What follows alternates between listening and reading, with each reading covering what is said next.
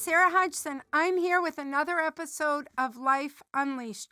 Joining us today is one of my favorite social influencers. I am so excited every time she posts something on her TikTok or Instagram. Her name is Amelia Steele, and she's also known as simply Amelia the Dog Trainer. Amelia is a professional dog trainer and behavior specialist, as well as a seasoned influencer with almost 300,000 followers across her social media platforms. She helps people and their dogs around the world through virtual consulting and online classes, and the classes rock. They're fun, they move well. She's just such a fluid, welcoming person to be out there helping people and their dogs. Hi, Amelia. Hi, Sarah. Thank you so much for the kind introduction. I got to tell you, I'm almost nervous to talk to you because I've only really had the experience of you on social media, and social media has almost become the new movie stars and the new TV people. And I'm so impressed with just how comfortable you are in front of a camera and how much your love for dogs really comes through. It comes through on your website and in your classes. So I'm really excited to have you on my show. Oh, thank you so much. No, honestly, thank you so much for having me here. It's really exciting, so thank you. Amelia, just tell me a little more about your background. Every time I see you on social media, I'm so impressed with how versed you are in dog behavior and how comfortable you are just showing people with the dogs you have and the dogs you train how to do these techniques that you practice. How did you get into dog training? So it all kind of started, I guess, when I got my first dog, or I should say before I got my first dog. So I was always really passionate about animals growing up. I was a huge Steve Irwin fan, so I was kind of convinced that I would grow up to wrestle crocodiles and run around with snakes. But when it came to it, I was looking at getting my first dog. I was working in recruitment at the time. I'd been in my career for about 5 years at that point. And I knew I really wanted to do it right. So I did so much research. And one thing that really stood out to me was that the industry is so conflicting. Everybody tells you something different. Every website says something different. And I'd grown up watching The Dog Whisperer, so I had a kind of preconception of what dog training should look like. And then I started reading books. I remember reading a book by Pat Miller, Power of Positive Training. I read Zach George's book, and it really sort of opened my eyes to actual dog behavior and how dog training should be. So I really decided, I want to get this right. And then I was 100% sure that, right, I've got it now. I've got everything I need. So when I brought him home, I thought I had everything. When you actually go to do it, I was like, wow. Him who? Your first dog? His name's Cassius. So he's a German Shepherd.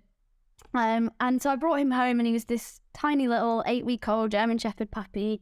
And I just had this overwhelming feeling of, I have to keep you alive. This is my job now, is to keep you alive and make sure that you're happy. And I just really wanted to give him the best life ever. So I could see how much potentially Hannah loved training with him. So I decided to reach out to a local trainer to get some just extra help, just to see if I could do maybe some competitions with him or see how far I could go with him. And as soon as he came around, the first thing he did was pull out a prong collar, and I was just like, no, this is not for me. So, oh, no way. Yeah, so I really decided, if this is the option for people, I really want to make it better and, help people in my local area to realize that there are, it isn't as lonely as it seems, and there are options out there, and, you don't have to just suffer in silence when you feel overwhelmed by all of these things. So I actually quit my job. I totally retrained as a dog trainer. I studied with the Victoria Stilwell Academy. I did courses with the IMDT and the Dunbar Academy. And then I've really sort of tried to focus building my business around that sense of community and feeling like there's a sort of one single place you can go for information, rather than having this overwhelming feeling of, where do I go? How do I know who to trust? So that's really what I've tried to do with my business. What I hear you addressing is 2 points. Number one, there is a better way to train a dog where you get a deeper connection. And number two, when you put a prong collar on and you're training almost out of fear, making the dog fear you, it also alienates you from other people because you're so obsessed with controlling this animal that you can't just enjoy the animal and use your dog as a bridge to meeting other people and having a relaxing time. And, that's what I find so somewhat abrupt and off-putting is this shock collar. Then you got to walk around with like pressing buttons and focusing on your dog's every misstep versus just enjoying your dog and having fun and meeting people who think the same way. A lot of what excites me when I watch you is how you are constantly playing and engaging the dogs. And I notice that a lot of the posts are even with your dogs. So I say play training, you say engagement games. I say tomato, you say tomato. Tell me a little bit more about the importance that you see in integrating fun and food in your training program. So I really feel like it has this really nice sort of big overall sort of circular effect when you use play and training and food, because what tends to happen is the big thing I see, obviously it's massively beneficial for the dogs, because what tends to happen is we become very rigid with our training and then we always have the end goal in mind. So I always say to my clients, if your goal is loose lead walking, there's no point going out on the street and marching up and down for 2 hours practicing loose lead walking, because there are so many foundations that go into that. And if those foundations are not laid, you're not going to get that end result. And then what happens is people become more and more and more frustrated with their dog and with training. And that's when people tend to either fall off and just stop doing it, or they tend to turn to harsher methods because they feel like they're not getting results. Right. So a lot of the time it obviously is massively beneficial, because I always say to people, even just standing in a field and playing with a tug toy with your dog, that whole learning experience is really invaluable, because just by doing that, they're learning that you're the most exciting thing in the environment. You're worth paying attention to, that it's fun. And I think sometimes as well, play, and in fact, in most cases, can be much more powerful than food, because sometimes if it's dogs in the environment, waving a piece of chicken around at your dog trying to get their attention might not cut it. But if your dog thinks, actually, that play that I want from that dog can come from you, that's really, really powerful. And I also think it's really beneficial to the humans as well, because, again, training can become very rigid and people get very frustrated in focusing on that end goal all the time. And they forget to just stop and just be with their dog. And so what happens is they go out for a walk, they're spending all this time training, and then they're coming home and feeling like, oh, well, I didn't quite make it, I didn't quite get there. But actually, if you just go out and enjoy the time you're spending with your dog, you're going to get a deeper connection, that relationship's going to be there, and any training that you want to do as a secondary to that is going to come so much more naturally and so much easier as a result of that. So I really try to include it in pretty much any training plan that I'm doing. And I find when the dog's adrenaline goes up, like they're chasing a bird or racing towards a dog, the person, if they have no other outlet to redirect the dog, also gets frustrated. So now the person is like mirroring the dog. So the dog's pulling, the person's being pulled, the person's pulling back. And of course, just like you said, it's not fun. No. It's not fun for the dog. And so much is like, people don't understand that oppositional reflex, that if you're pulling the dog, they're going to pull back. There's no learning. Yeah. There's no joy. There's no, connection that you're having with your dog that's positive for both of you. And play is like a win-win. Now, I was going to ask you, in your approach, are there different games you play with a puppy? Are there different games that you suggest for a dog having a certain behavior problem? Do you just have hundreds, or do you kind of use the same foundational ones regardless? So a lot of the sort of core exercises I'll try to reuse for as many different situations as possible. And that's mostly because if I have a pet parent that wants to train lead walking and recall and all these different things, if you have these games that are sort of multifunctional and can give lots of different benefits, it makes it easier for them without them having to remember hundreds of games. But the good thing is I like to keep thinking of new things or getting inspiration from other people and really thinking about what can keep it interesting, because in the same sense, you don't want to be going out every day and doing the same game over and over and over again. But sometimes I really think it's worth looking at the individual and looking at what the need is. So a lot of the time with puppies, we'll do a lot of games that revolve coming in and out of play. So learning to get excited and aroused, but then calm down and be calm rather than just escalating into that puppy biting that you get. And, we'll work on things like social play so that they learn to use their mouth softly and things like that, and just keeping it really nice and easy. But those same games could also be really effective for things like reactivity. So a good example, I have a client on my coaching program with a reactive dog, and a lot of the exercises we do are just learning to exist in an environment and enjoy it without being on that high alert all the time. Because when you have reactivity in dogs, they can start to get really tense every time they leave the house. So when you break that pattern and you show them, actually, we're just going to go to the park, you're not going to have to see anything stressful, we're just going to play some nice little games and keep it light and engaging. That's often the first step before you even look at doing the reactivity training, because it stops that hypervigilance and it just helps them to relax. And again, it also helps the person to relax because that movement of the body helps to keep things loose and fluid. Yeah, and if you're training a reactive dog, it can be very stressful, and then people tend to tense right up. So it really helps to just get both parties to be really nice and relaxed and loose. So I try to keep things simple so that we're kind of like, here's your core things, but we can add to them as we go, just so that people aren't overwhelmed with hundreds of things. Yeah. No, I love it.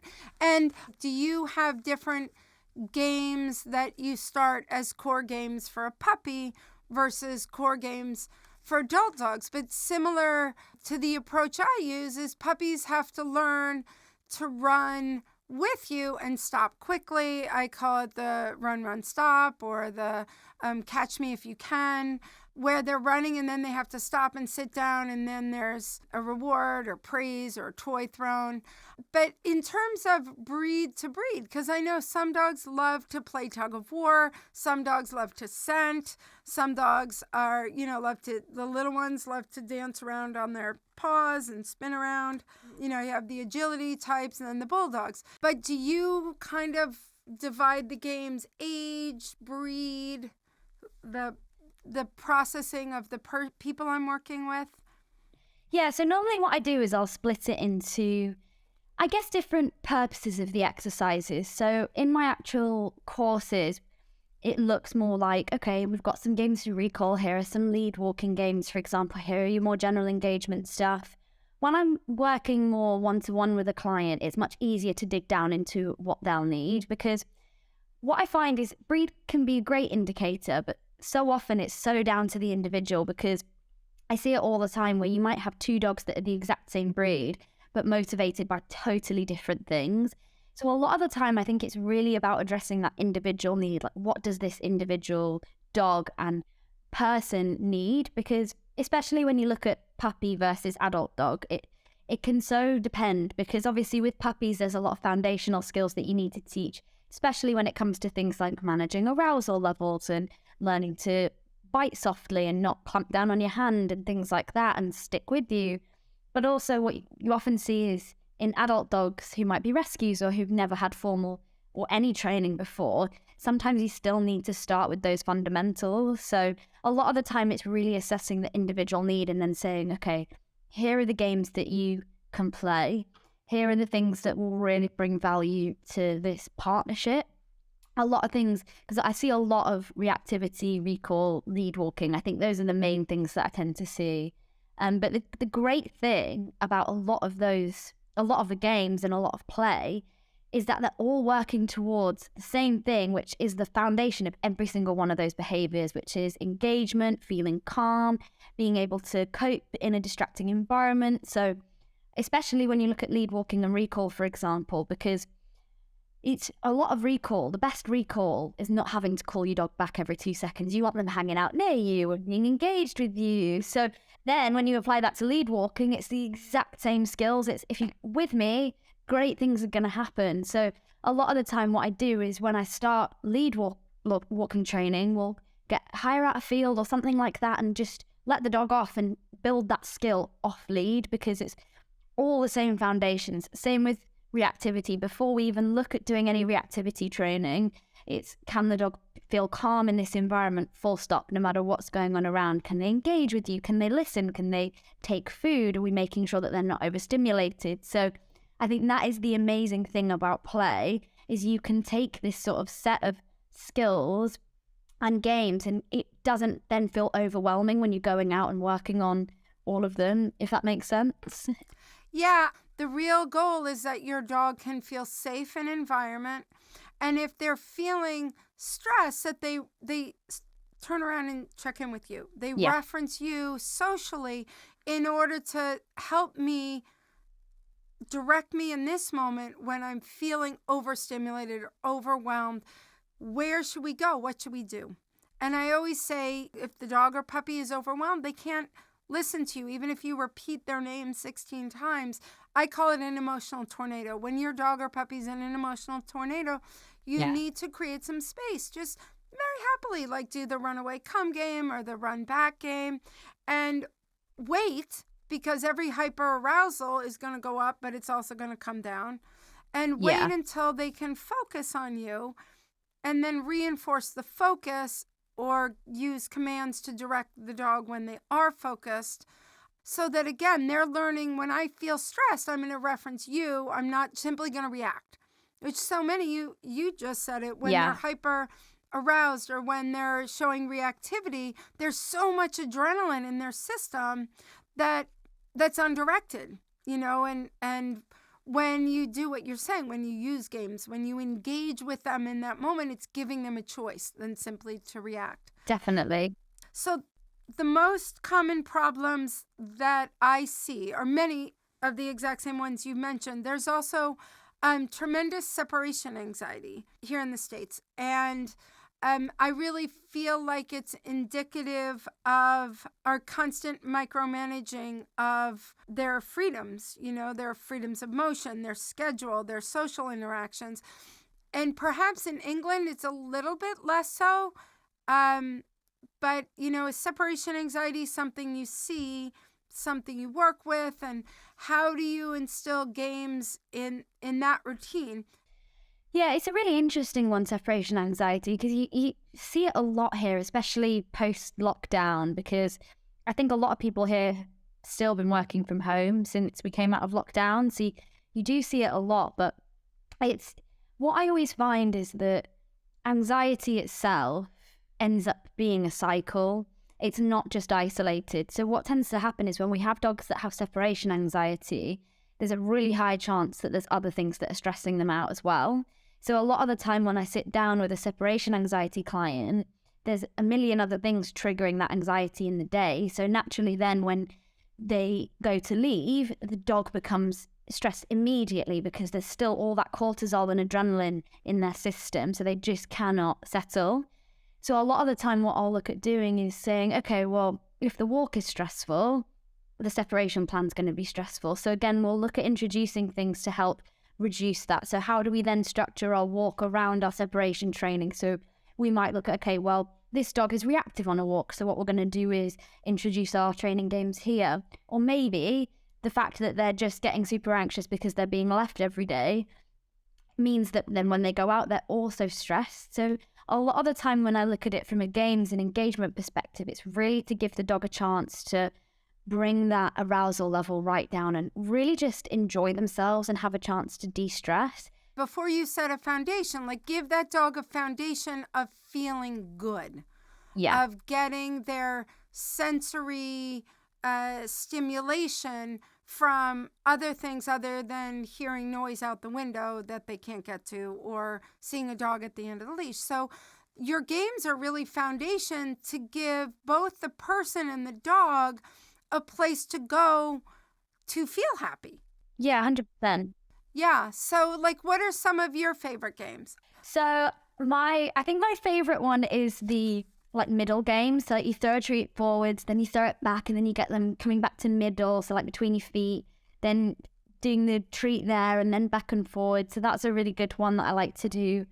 I love anything with a tug toy, to be honest, because I just think it really helps people to understand that it's not all about food, because I think people just think food is everything. And if my dog doesn't like food, I can't train them. And I just love to show people that there are so many different options. And again, play can be such a valuable motivator in itself. When you teach tug, do you also teach the dog drop, or like how do you end the tug? Yeah, so normally I'll make sure that they've got a good foundation of drop going into it. So I always teach drop in a slightly different way through classical conditioning first. So just pairing something with the word drop. So sometimes food, sometimes a toy, so that they just go into automatic. Or another game is just like switching back and forward. So making one boring, then switching, and just making sure that they can drop one to move to another before we go in, or as you're teaching the tug. So one of the things I teach class here on Wednesdays, I have class, morning class, evening class in Greenwich. And today we were working on the drop it, and we were working on the fetch, which everybody wants. And one thing I point out is if you only have one toy and you toss it, then you're standing facing your dog, which is ominous because dogs only face each other when they're being aggressive. And then if you keep repeating bring, the dog gets very confused. So one of the games I teach with drop it, like you said, initially it's classical, right? Well, this isn't exactly classical. But anyhow, we'll use drop it with things they're allowed to keep, like drop it and you can keep your bone, drop it, and I'll use a little treat cup or a bag of treats. So initially they hear my approach as I'm getting something. I'm not getting something taken away. And then my game that I was teaching today is they had to bring 2 objects that were equal, 2 tennis balls or 2 squeak toys or Kongs or whatever the dog likes. And then you throw one, and as you're throwing it, you pair the word go get it or fetch. Yeah, nice. And then as soon as the dog has it, you focus on the identical object. Like you have an interest in Kong, but my Kong's better. In which case, the dogs are right away like, well, I want your Kong. And then we say drop it as they're spitting it out. We give them the second one. So it just by offering our clients these fun games and these fun ways to think about it. I would say stand sideways, don't stare at your dog when you're first teaching a game, because then they've got to process, why are you lurching over me versus how can this be an interchange, right? So yeah, definitely. I think like when I first saw you, I'm like, I could have given birth to this kid. And my whole staff said, do not say that if you want her on your show. But I did, because like so much is just, it's so simple, right? Like to me, it's like, just have fun. Just don't dominate, communicate, just they're learning English as a second language. So you have to pair words to their actions for them to learn the word.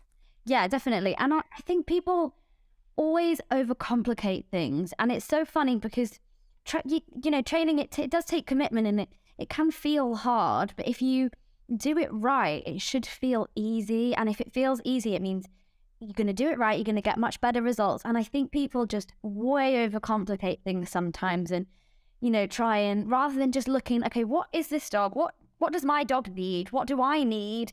They're like, okay, my dog should be doing this and I should be doing this. And it just becomes so complicated that people just end up falling off their training plan. Well, and I find that with so much in today's society, there's this fear factor that, if your dog doesn't come, he's going to get hit by a car. And it's like, then your mind just spins with the vision of your dog getting hit by a car instead of having fun.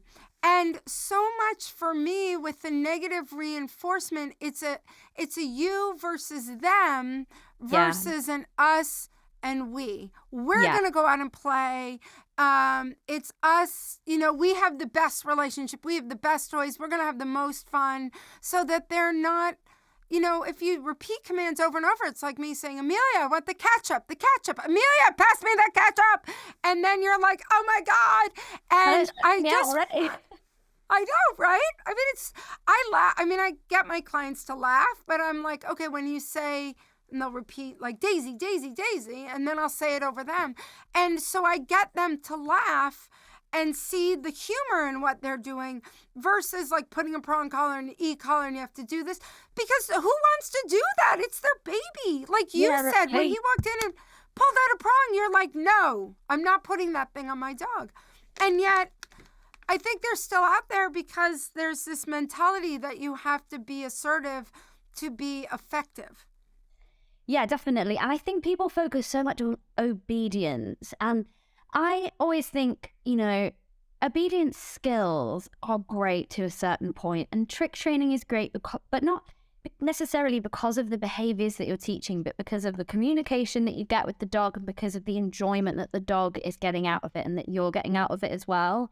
But I think when you just solely focus on obedience all the time and it's the only goal that you have, everything just gets lost, because people start to forget why they're doing what they're doing, and that why is so important. So a really big one that I get all the time is people saying, well, I want my dog to do this. And sometimes it's just a question of why. And they're actually, because a good one is people wanting to take their dog out, right? I have a reactive dog and I want to be able to take them out and sit in a cafe with my dog. And so I'll say, okay, why? And they're like, because I want to be able to go out to a cafe. So then you're like, okay, can you leave the dog at home? Yes. Like, okay, well, maybe that's a good first step before, because sometimes it's, and a lot of the time people feel like, well, I should be able to do that. And sometimes it's thinking that this dog is not going to get enjoyment out of that. Even with the training, are they going to be happy? Because my German Shepherd, if I took him up to sit in a cafe, yes, he'd probably lie there, but he's not going to enjoy it. He's going to be really bored. So sometimes it's thinking, what is the benefit of doing that? Is it for me or is it for the dog? So sometimes it's about kind of taking a step back and looking at why you're doing what you're doing. And I mean, I love the simplicity of what you said. And to me, like, your home is their den. It's their safe space.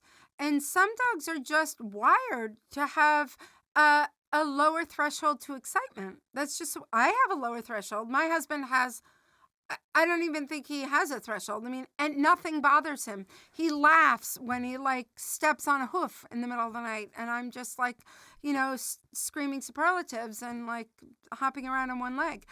And their yard is their territory.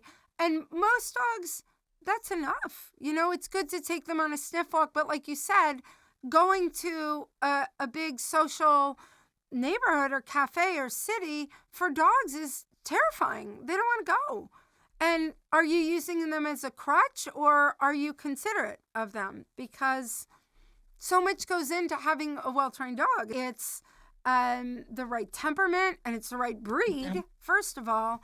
And I would love to just help people to understand that the majority of your dog's behavior is going to be outlined by where they spent the first 12 weeks of their lives and how they did it. That's their impressioning phase. Yeah. I always tell people, if you want a dog you can take anywhere, you better take your puppy at 8 weeks, put him in a sack or in a crate and take him everywhere. Definitely. And if you can't do it, send him. I have a puppy camp. I only take one pup at a time. But I take the pups between 8 and 11 weeks. I will not take them older. And literally, they just come everywhere and experience everything. And, I know we can't talk forever, but I hope you'll come back. One of the favorite things of this podcast that I got from you and agree with, now I forget. Shoot. This was it. It was that you should train your dog so you don't have to use commands. Yeah. Every single dog I train my goal is that you don't have to use commands. When you come to the door, the dog sits down and looks at you. It's saying, Mommy, can we go out the door? And you say, sure. Yeah. When you come to the crate, they have to look at you.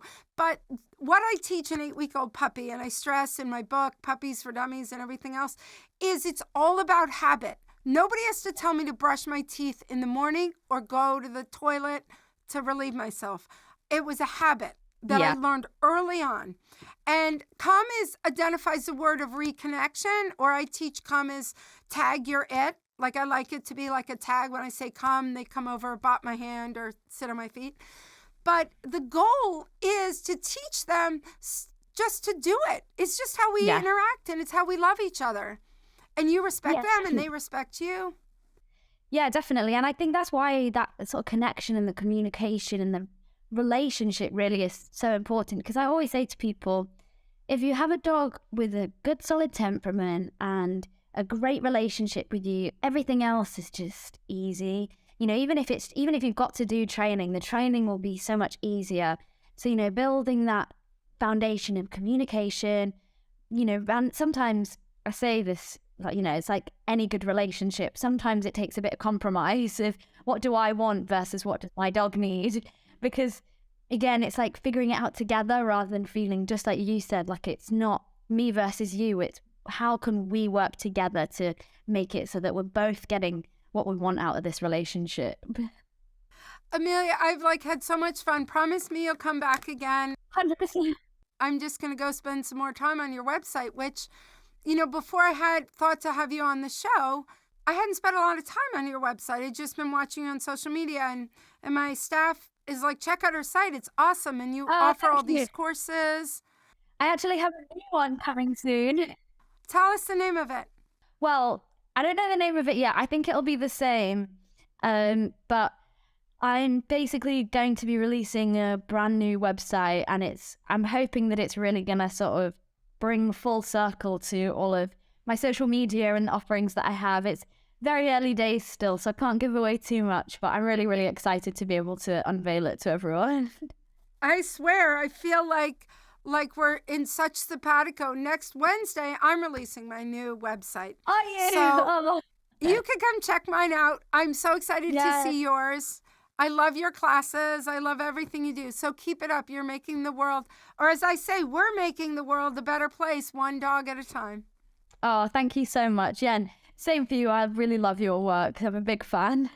Thanks. All right. So I'll connect with you soon. And thank you for coming on my show. It was just so much fun. Oh, no, thank you so much. It's been great, honestly. All right. Bye. Bye. Thank you for joining me for this week's episode of Life Unleashed. See you next week. Bye-bye.